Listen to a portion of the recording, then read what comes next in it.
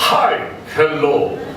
Rey Langit po ang inyong kasanggaw. We are back once again mga kaibigan sa ating insider exclusive na Kapihan. Nalapapin po niyo sa uwi na po ng DCRJ 810 kHz. And of course, live tayo sa Facebook, YouTube Live, streaming worldwide, at hindi po sa uwi na po ng ating mga alay provincial stations. Makakasama natin ito mga kaibigan ng ating mga kasama po dito sa KBP Metro Manila Chapter, ang ating mga counterparts sa print media, broadcast, and social media. Narito ang ManilaSpeak.com. Alright, naman siya mga kaibigan, ipakilala na po natin ang ating mga guests for the day.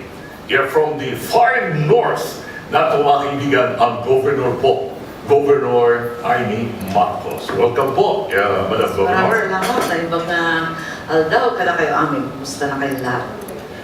At of course, ang suki natin lang po ng mga kaibigan, he is back. The man of action from the Department of Justice, mga kaibigan, DOJ Sec, Vitaliano Aguirre II. Magandang araw sa lahat at maraming salamat, Ray, sa pag-imbita muli dito sa akin. So, kinaka kami ng Inside Exclusive and hopefully we'll be able to contribute kung anumang issue ang may ngayong araw. Napag-usapan ng mga issues, mga kaibigan, sagutan na po natin ng actual at sumamay na po ni Governor. Ma'am, meron po rin nabanggit ng puro sa sinasabing pre-judge na ngayon pre-trial. Anong ibig pakahulugan po nito, Madam Governor? Dahil kasi ang nalalaman natin halos And meron pong word na pre-jail. pambira talaga itong nangyayari sa Kongreso. Ang nangyari kasi nagkaroon ng hearing tungkol sa tobacco excise tax. At habang hinihiring, hindi pa na lumalabas yung ebidensya, biglang kinulong ang 6 kong empleyadong mga lola. Kaya 2 buwan na sila, nabubulog dyan sa Kongreso, kawawa naman dahil wala nang piita na maayos doon. At eto nga, walang bintana, walang hangin, walang tubig, walang banyo, yung public males toilet na medyo dinadala pa sila ng sundalo. Yung aming accountant na 64 years old, nagtataasan na yung blood pressure, yung kanilang blood sugar, may edad na eh. Lahat sila, department head, 6. At doon naman sa probinsya, naaalintana yung servisyo namin. Dahil yung mga sweldo, pati yung pantustos ng tuition sana ng summer jobs, hindi na nabigay. Nagdadaing na yung mga nasa ospital na 5 dahil wala ng mga medisina, hindi na nakakapag-bill. At problema talaga pati sa pulis dahil yung gasolina nila kung ano-ano talagang kulang-kulang. So yun nga.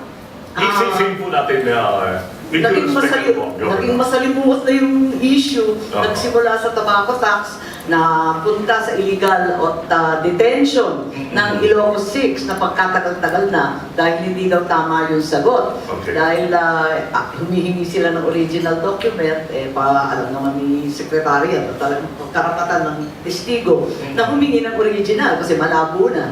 At medyo 6-7 years old na yung transaction. Tinatanong saan yung original dahil malabo.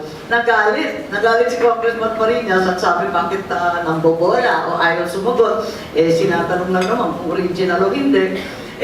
Biglang yun nga, dinitain na sila. Pagkatapos napunta pa sa Court of Appeals, nagwawala naman yung mga congressman, sabi hindi daw pakikinggan yung Court of Appeals at wala raw jurisdiction at mahina daw. Sinabi pang gago yata ang mga justice, hindi disbar at i-aabali siyang Court of Appeals.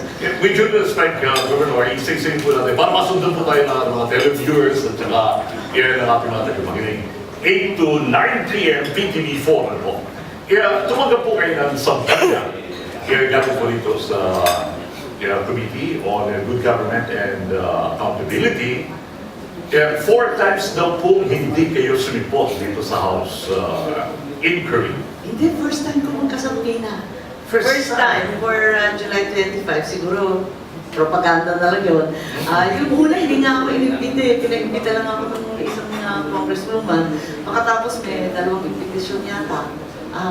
Pero yung sa Pina, first time, para sa Ito July sa 25. Pina, 25, right after. Yes, July 25. Pinaka-importante kami, mas mahalaga kami kaysa sa BDL, mas importante yung lokal ng politika kaysa sa kung ano-anong issue na national at kinakailangan ni Apo Presidente Duterte. Yun nga ang Mag-attend po kayo. kinahihiya namin. Gusto kong umattend. Ako talaga gusto kong pumunta ron ng pagkwento. Wala naman kami tinatago. Kung gusto na ng papeles, andyan naman yung COA, wala kaming adverse findings, walang disallowances. Kaya nagtataka ako, bakit kami pa yung naimbestigahan? At eto nga, gusto ko pumunta, subalit nagkaroon pa ng tour ng torture detention chamber. Kaya maraming kalyado namin, pati yung abogado na-abala.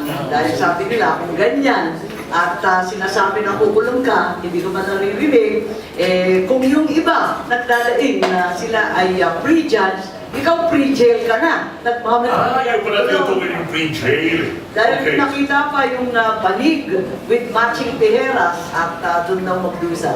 Pero to your mind, ma'am, itong jail ito na quote-unquote allegedly intended para sa inyo, ito po may contempt kung hindi kayo darating, i-jail kayo, o kung darating po kayo na hindi sila satisfied sa inyong sagot, tulad po nangyari ito sa Ilocos 6 na nakulong.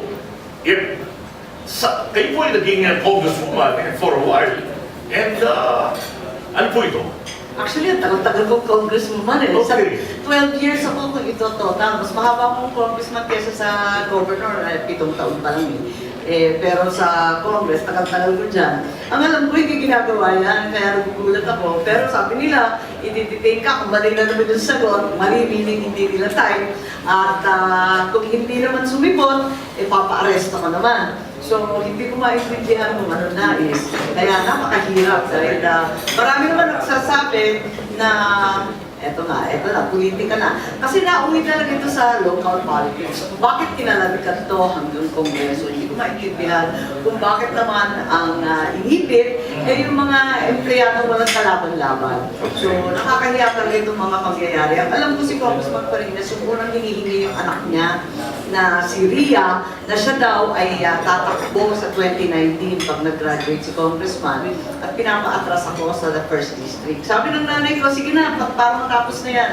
Kasi napakalaking kahihiyan doon dinudulot sa atin. So lumipat ako, siya pang kumuha ng mga papeles doon sa Congress at ayaw maniwala Kaya eto nga, nagugulat kami kung bakit tuloy-tuloy pa rin yung Di investigasyon. ba alay naman ho ang mga MARCOS at saka mga Parinas? Ayun ang alam namin Kaya lang mukhang liberal na siya mula pa nung impeachment ni Chief Justice Corona at nung huling eleksyon, di syempre, Duterte kami. At sila naman talagang LP. So marami rin pakiwari na talagang sinasabi na baka naman politika to kasi nataon sa protesta ni Bongbong. Nataon sa human rights na kaso ng nanay ko na nanalo naman, na-dismiss last week. So, ewan ko, nagkakaroon ng conspiracy theory. Kaya naman yun yung sincere Bongo, sabi doon sa ilang mga balita, isa po sa mga nag-advise sa inyo, huwag pupunta rito. Alam ako, contempt din daw siya, obstruction of justice daw. Kaya ikukulong rin siya doon sa pilitan kasama ng mga Court of Appeals Justice. Dapat kami ilalagay dyan sa detention ng Congress. Okay. Philippine Congress po. Ito po yung naming kayo po ay nagulong para sa habeas corpus dito sa Court of Appeals. Yes. Ay pati yung mga justices ay mga pinagsabihan, gano'n po ba? Hindi lang. At pinagbantaan dun sa tour ng detention, pinakita rin na doon rin daw sila ikukulong, sabay-sabay kaming lahat. At yun nga, sinabi Uy, pero meron po sinabi ang bagong justice po natin ngayon na ito si Justice Andy Cruz. Meron siya. Andres. Andres, ang sabi meron siyang kinot na galing po rito sa Constitution na hindi pa pwedeng mag-legislate ng mag-undermine mismo sa security of tenure ng mga justices. Totoo naman. Dapat naman kasi talagang konting respeto sa bawat branch of government. Co-equal yan. Pero syempre, respetuhan. Kaya nasisintak rin kami dahil bakit naman gano'n ang pananalita ng Kongreso. Sana medyo hinay-hinay, inot-inot sa Ilocano dahil hindi naman maganda pakinggan yung gano'n. Pati si Presidente, kung magsalita, talagang I will heed the decision of the Supreme Court sa martial law at sana daw lahat ng mga pinuno ng pamahalaan ganun din. So yun nga, dapat sumunod tayo ng konti dahil hindi maganda kapag lawlessness, ano? Okay. Kailangan rule of law talaga. Okay. Makakinigan, babalikan po natin doon sa iba pang anggulo ng issue nito, pero focus po tayo dito.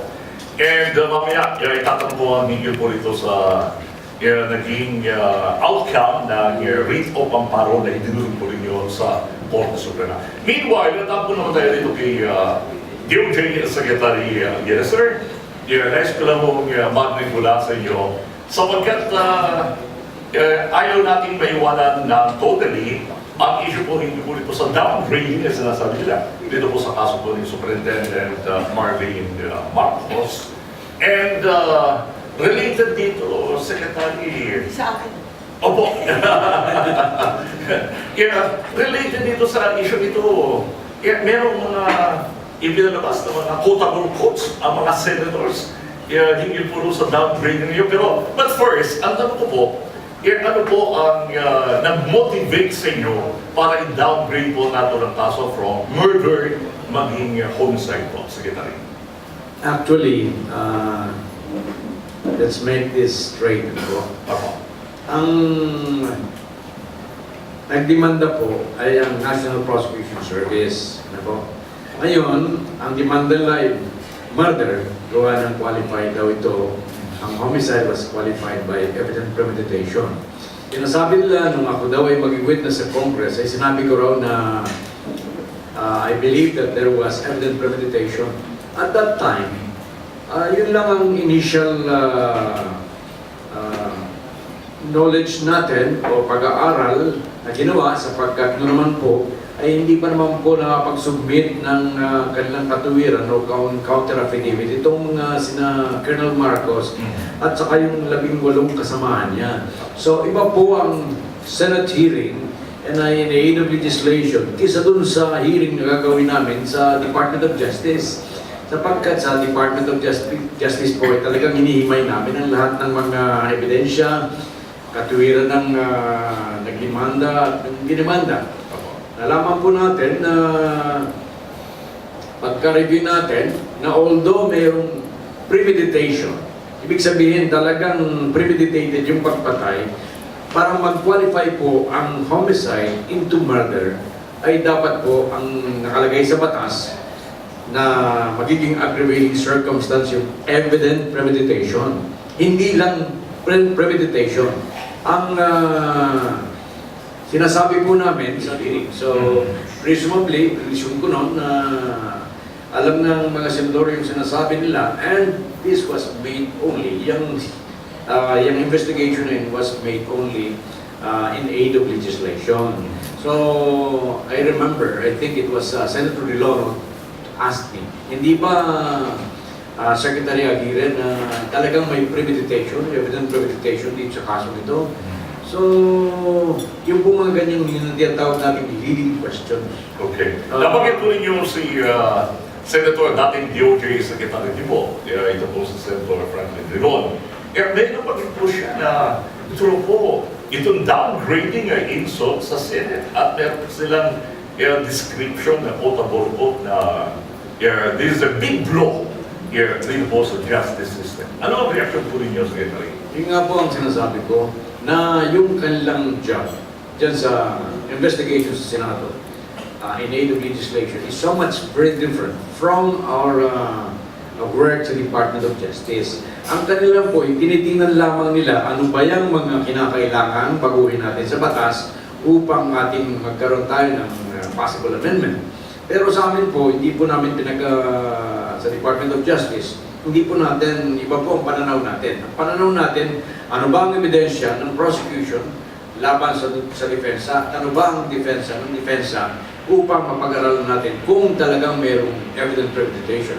So kami po ibang purpose namin, unang-una sila, ilan lang ang abogado sila. Sa amin sa Department of Justice, puro abogado po yan. Yan po ang talagang pinag-aaral namin sa batas. Kaya yung sinasabi nila, hindi iniinsulto ang Senado, hindi po natin iniinsulto ang Senado. Ang ibig lamang po sabihin namin ay talagang mas masinsin ang pag-aaral namin tungkol sa liability ng isang tao sapagkat hindi namin tinitingnan kung ano ang batas na papaguhin. Ang tinitingnan lamang namin dito ay ano ba ang present na batas. Okay. At yan po ang in-apply namin sa isang set of circumstances. Kaya meron din yung ibang mga senators na nagsabi po, like for instance, si Senator Vitaliano, sabi niya, allegedly, undue biases and manipulation ay hindi po makatarungan sa justice system. Any reaction to that? Opo. Actually, sinabi po niyan in a journal statement, wala naman siyang sinasabi ko anong ebidensya niya na sinasabi niyang bias kami.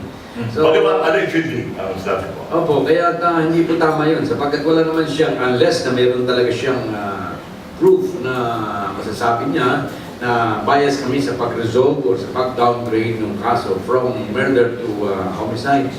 Kaya po he is entitled to his opinion. He is not a lawyer. And I believe that kahit pag-aralan niya, yung mga ginawa namin ay hindi pa rin niya makukuha sapagkat hindi siya abogado. Ang sinabi po ni Senator Risa Ontiveros, flip-flopping ay hindi rin po maganda sa justice system. Reaction, Secretary. Si Senator Risa Ontiveros naman is palitan ng salita na without knowing how the process work. Alam po ninyo, tulad ng halimbawa, mayroon tayong sa isang kaso na convict sa Regional Trial Court, na convict sa Court of Appeals, katulad ng nangyari sa kaso ni Hubert, at na-acquit naman pagdating sa Supreme Court. Hindi po flip-flopping yan. Ang flip-flopping po ay yung nangyayari na talagang without any reason or without any basis ay biniligtad mo yung sarili mong desisyon. Ito po, ang biniligtad po namin dito ay yung resolution ng National Prosecution Service.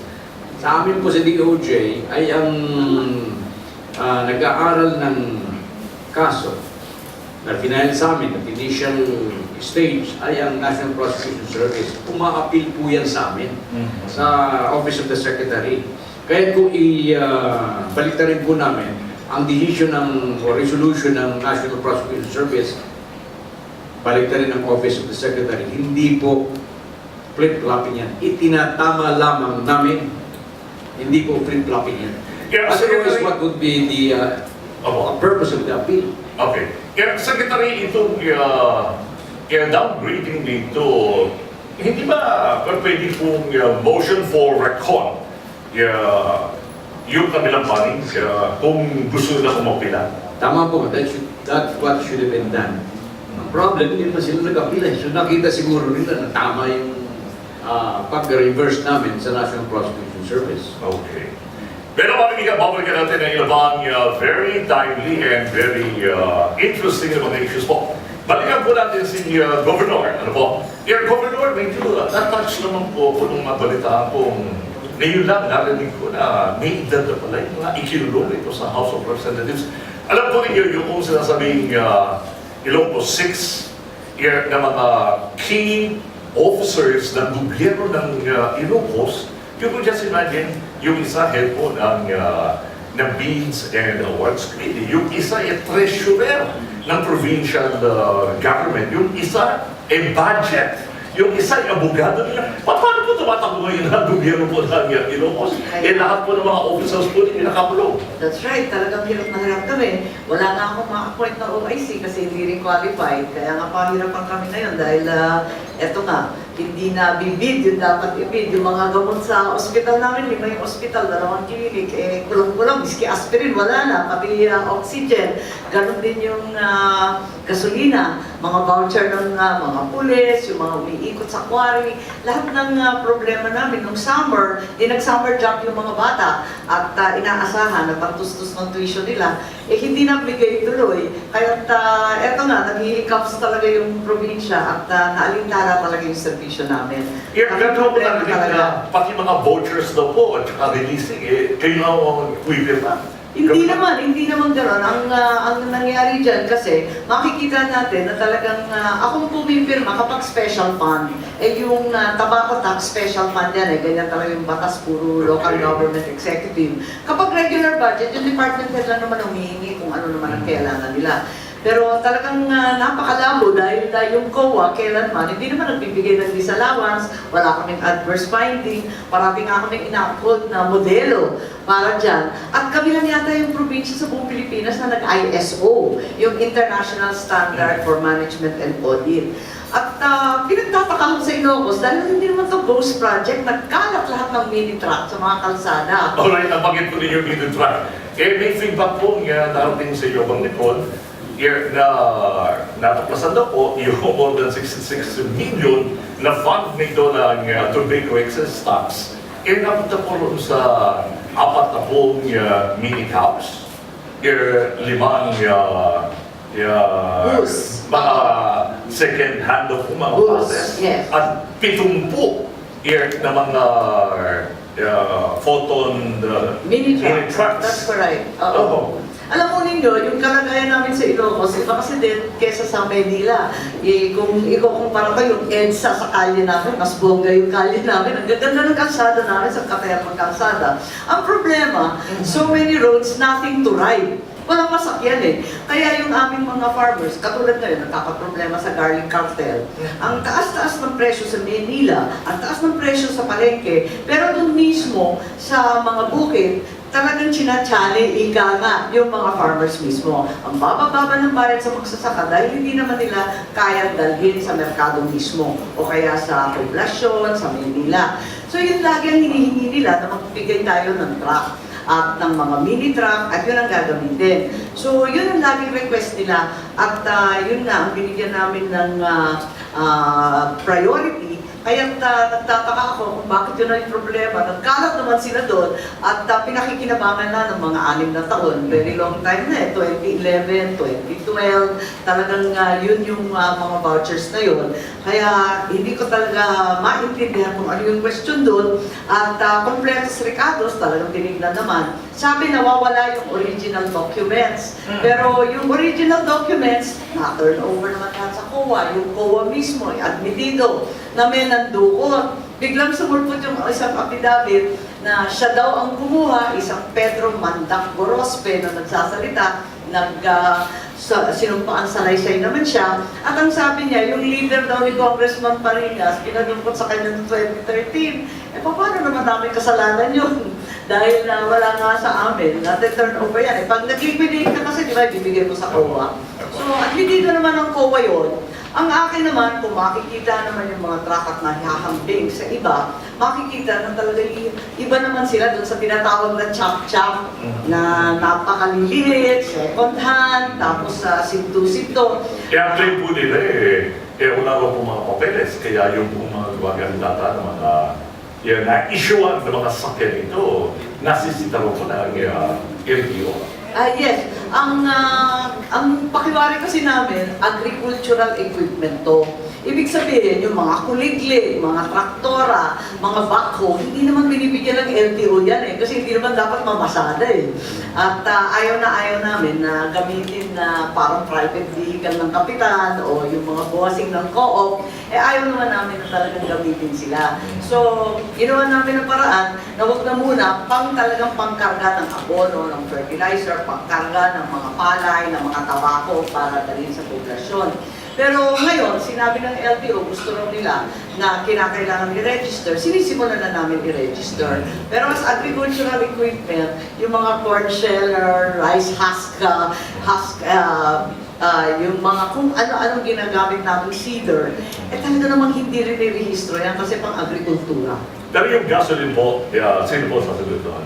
Ay, yung mga beneficiaries, sila ang sumasagot. Yung iba nga, Expected na lang, hindi ako. Hindi naman. Alam na nila eh, sila gumagamit. So maintenance expenses, nagkakaalitan lang kami kasi yung iba hindi masinop mag-alaga, yung iba naman nasisiraan, hindi naman nila inaayos. Pero by and large, mahal na mahal nila yung mga mini truck na yan kasi malaking bagay. Okay. Pero mga kaibigan, babalikan po natin na ilan ang mga issues na dapat nating ventilate para po sa kalinawan yung kaliwanagan ng ating mga sa mga media na narito present po dito sa ating panatunan.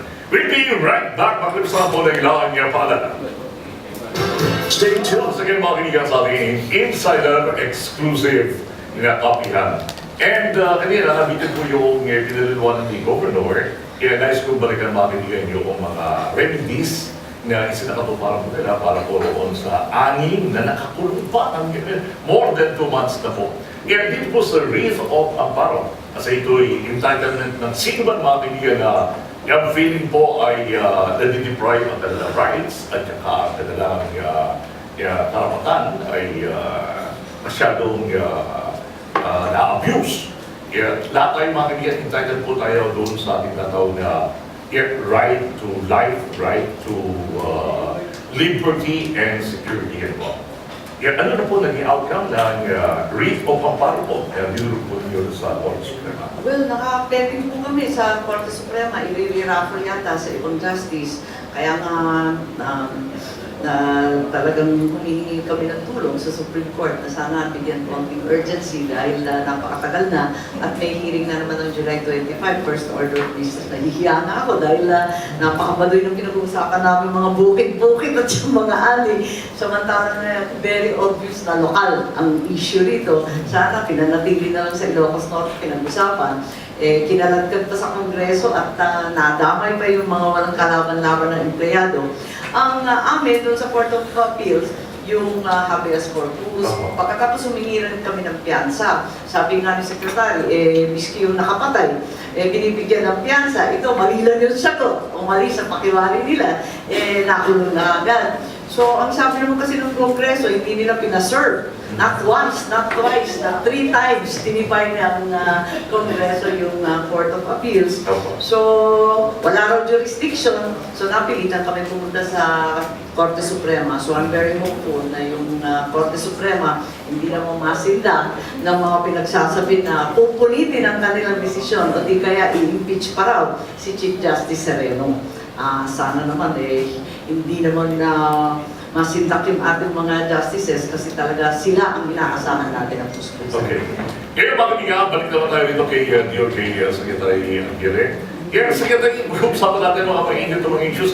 Meron kong gamit na complaint na ifinay ko ito si Senator Rey Langit kasi nyo rin sa ombudsman. Kaya, would you like to react dito po sa kanyang final na may kaugnayan doon sa alleged na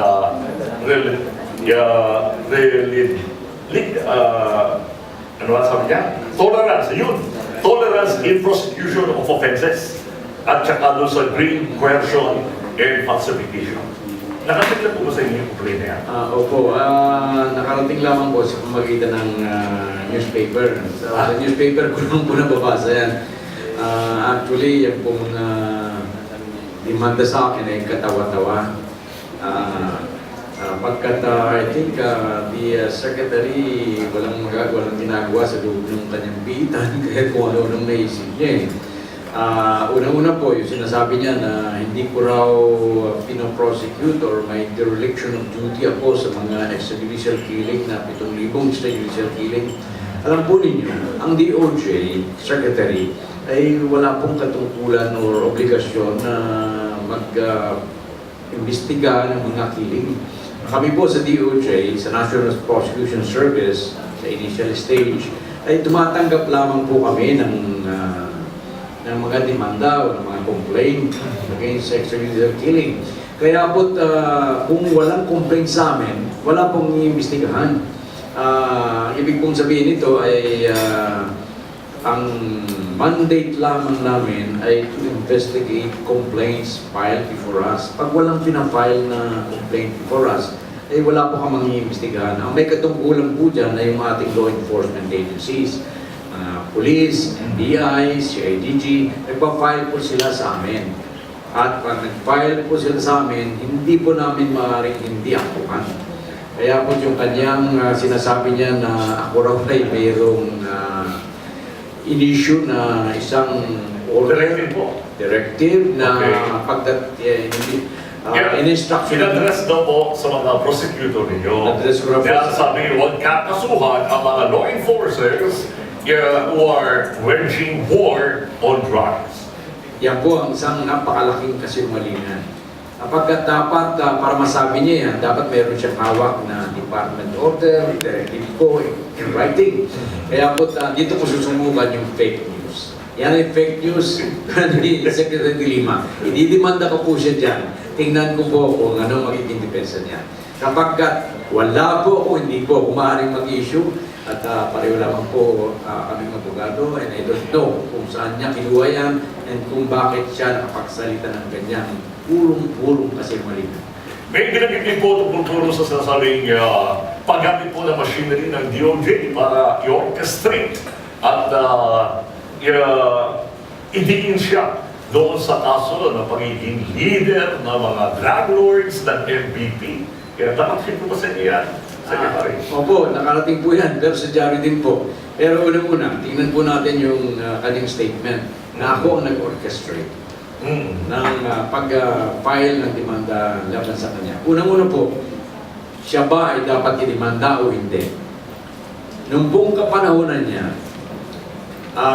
nalaman natin at yan ay naging subject ng Discovery Channel, nagkaroon ng documentary dyan, na yung mga high-profile inmates ay talagang meron silang mga kubol dyan, apartment, na mas marangya pa kaysa sa rooms ng 7-star hotel. At pumapasok siya riyan sa loob ng kubol ni JB Sebastian, nagsosolo. Tumitigil siya na mahigit na 2 oras ayon dun sa testimony ng mga high-profile inmates na sila naman talaga makakita sapagkat wala namang ibang mga testigo doon kundi yung mga inmates lang. So, anong ginagawa niya dyan? Isang DOJ Secretary, nakalagay doon sa documentary doon, nakikita mayroon pang picture niya, mayroon pang picture si Pangulong Aquino, nandun sa loob ng mga bilibid ng mga bubol ng high-profile inmates. Yan ang dapat niyang panagutan. Bakit nagkakaroon dyan ng concert sa loob ng bilibid? Okay. Bago natin ibigay mga kaniyan ang next question dito sa ating media panel, pahabulan po, related to rin sa final na yun dito sa Ombudsman, Secretary. Pero kung may narirecord ba kung yung pangalang Bobs Abuyes, na sinasabing isang empleyado po ng DOJ na pine-pressure para mag-testify laban sa kanya. Pero bago po yan, tapusin ko lang sige po, please. Ang unang-una, hindi ako ang nag-convince riyan sa mga drug lords na yan. May kanya-kanya po yung abogado.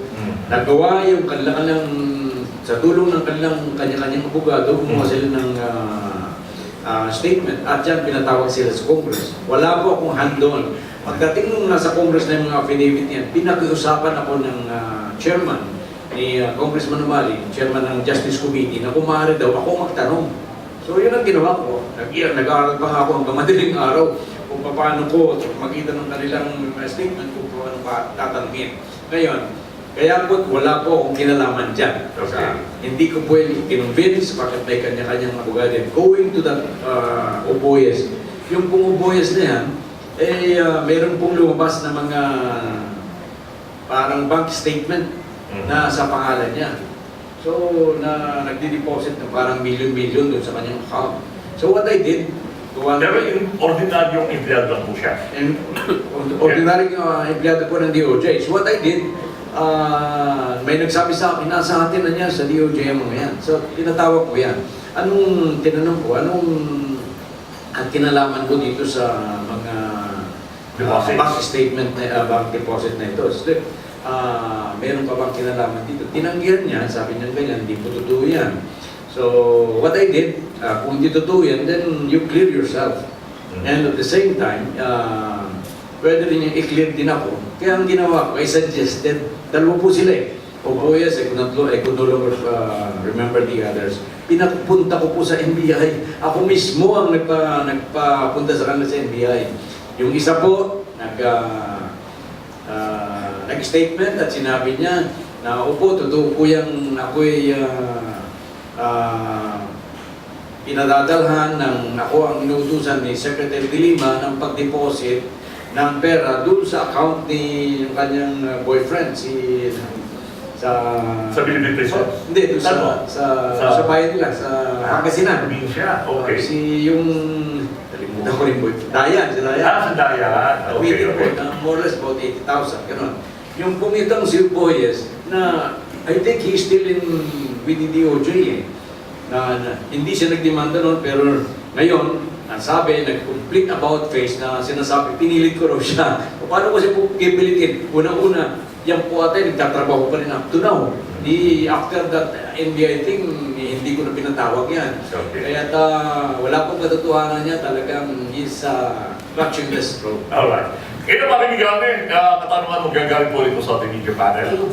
Kaya sa pamamagitan ni Ginoong Jerry Corneo ng DZRJ. Good morning po. I'm representing DZRJ, AM and FM, and also the KBP, and ang chairman po natin ay si Mr. Rey Langit, and also the National Press Club under Mr. Papa, ito na lang po. Kay Governor Imee MARCOS, wala po akong katanungan sapagkat ay mga tanungan sagot po niya ay napakaliwanag. Ang tanong ko po ay para kay Secretary Aguirre. Kung si dating Presidente Aquino po, Pinoy, Aquino is found guilty of charges, ano pong parusa?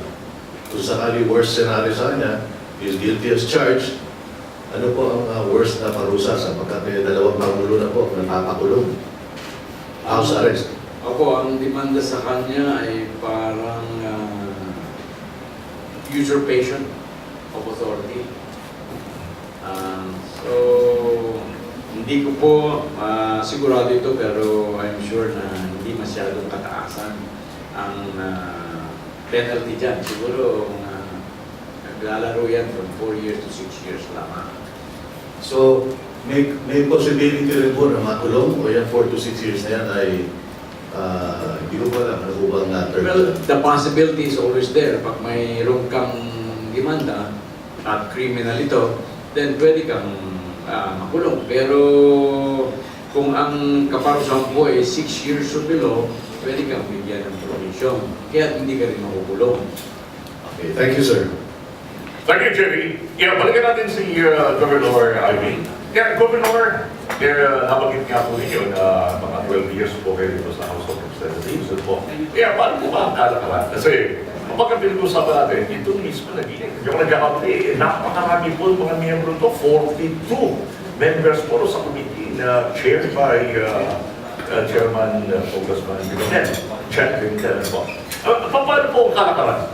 Kapag ganyang sinosomon kayo at may planong daling kayo sa chamber o inayos na pagka na-contempt kayo, sino po nag-design ito? Single chairman lang po ba o kinakailangan consultation sa lahat ng mga miyembro po ng committee? Ganun nga eh, hindi ko nga masyado naintindihan eh, despite the fact na napakatagal ko. Iba na kasi ang Kongreso ngayon, kaya nakakagulat na. Kasama ko pa si Congressman Pimentel dati, first term congressman yan eh. Kasama ko dati sa Governor's League, kaya nabibigla ako kung bakit ang tindi ng pananalita eh. Sana gamitin nga yung kapangyarihan na malawak at matindi ng Kongreso in aid of legislation na makatulong sa tao, umunlad sa hirap, at makaahon talaga naman sa kahirapan.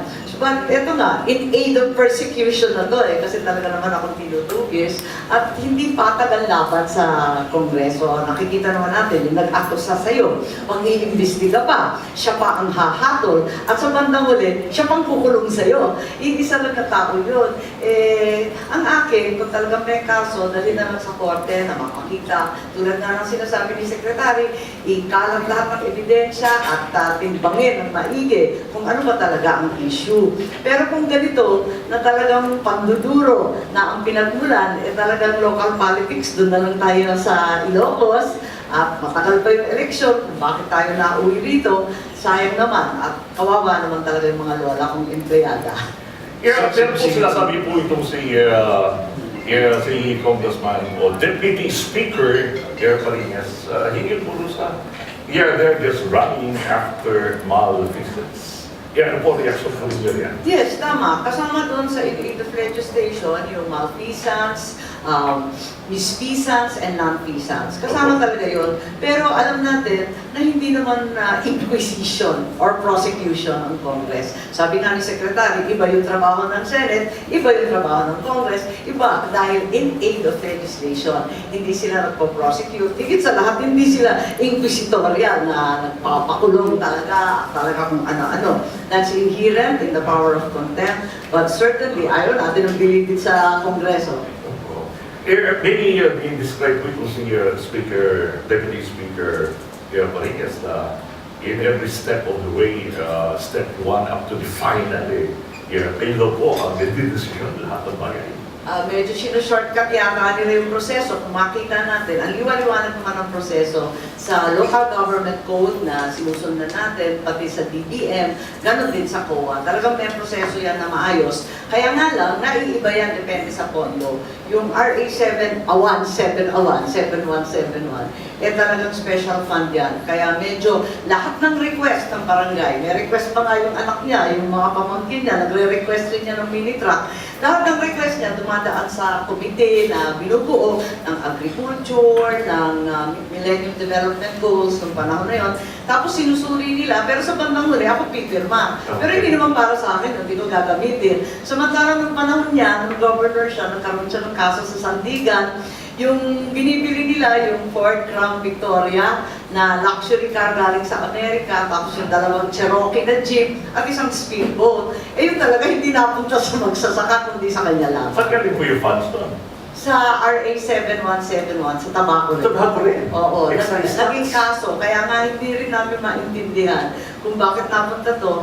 Dahil yung dalawa pang testigo na nagtanggol sa kanya ron, dalawa ron, kinulong niya dito sa Ilocos 6, yung accountant at yung isang treasurer. May pahabol na katanungan si Jerry. Sir, hindi pa ako ito, because nakikinig po sa atin si National Press Club President, nakikinig at mamaya manonood, medyo nakalimutan ko. Ang presidente po ng National Press Club is Mr. Paul Gutierrez. Ayun, yun lang po. Oh, good. Pero makinig natin, samantala, damo na tayo, balikan natin si DOJ Secretary. Secretary, napag-usapan po natin kanina, off-air, ang hingil po dito sa muling balak na i-revisit ulit ang kaso po rito sa Kongreso, hingil po rito sa dapat sa paano kung saan ay nabiktima po ang 44 na mga special force ng PNP, yung SAF 44. Hindi ho ba ang NBI ay naggawa na po ng thorough investigation at pagkatapos ay nagtapuatan ng mga kaso? Kung di mo nagkakapli, may mga kinasuhan ng mga BIFF at saka MILFF po, MILF, na kasama at saka civilian. Ano na po nangyari doon sa kasong yun, Secretary? Actually po, nakafile na po yung kasong yan and we are just waiting. Na-issue na rin po ng warrant of arrest. Ano po? We are just waiting for the Supreme Court to act dun sa aming motion na i-transfer ang hearing from Zamboanga to Manila. Hindi pa po na-aktuhan yan. Kapagkat pagtumpo ang sa Zamboanga o sa Mindanao ang mga mangyayari hearing, ay I'm sure yung pong ating mga napaka-importanting testigo ay maaaring manganib ang buhay o maaaring hindi na talaga makatestify. So, naghihintay lamang po kami dyan ng action ng Supreme Court to have the trial here in Metro Manila, just like dun sa Maute na dito transfer ng Supreme Court sa Manila. Okay. Kung naalala ko yung mga kaibigan last week, Wednesday, ay guess po natin dito yung dating Chief of the Bucor. And na-surprise po kami. After po ng interaction, after po ng ating forum, ay nabalitaan lang natin na ito po ay tender na kanyang irrevocable resignation. Ito po ba i-forward na po sa Malacanang sa ating Pangulo na aproba na po ito, Secretary? Opo, na-forward din natin yan. And actually, meron na nga po kaming recommendation na kung sino ang parang ina-nominate namin o nire-recommend na humalili sa kanya sapagkat yung kanyang resignation ay irrevocable. So, diyan po, ay pinoward na rin namin yung aming recommendation for the appointment of the General Judicial Santiago, who himself is a former Bucor Director General. Yan ang makikiligan, mamingawin, huwag niyong kalilimutan, 8 to 9 p.m. PTV4, aming pinag-usapan nito. Kaya follow-up lamang po yan, Secretary. Kaya napag-usapan po natin ang right person na papalit po rin sa Bucor. Kaya meron pong isang contender, I understand.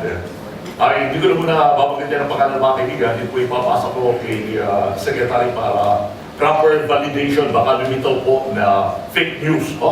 Pero, itong isang contender na ito, blind item lang po, Secretary, ito rin po ay merong kaso sa NBI. Docketed. In fact, doon sa finorward sa akin, XV116-INV-12K.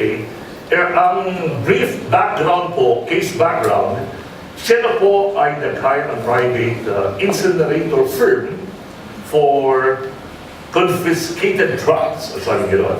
Tapos, ang contractor was later selling the drugs. Operatives po ng PDEA SES stumbled on the illegal activities but was stopped by this man. Hindi po binanggit ang pangalan po. Blind ang pangalan muna. Ipa-verify po natin sa NBI kung ito po ay validated. At meron pa pong voice recording of incriminating evidence. Laban doon sa taong isang contender po para maging bureau chief. Alam natin sensitive po itong posisyon na ito at importante rin po na maging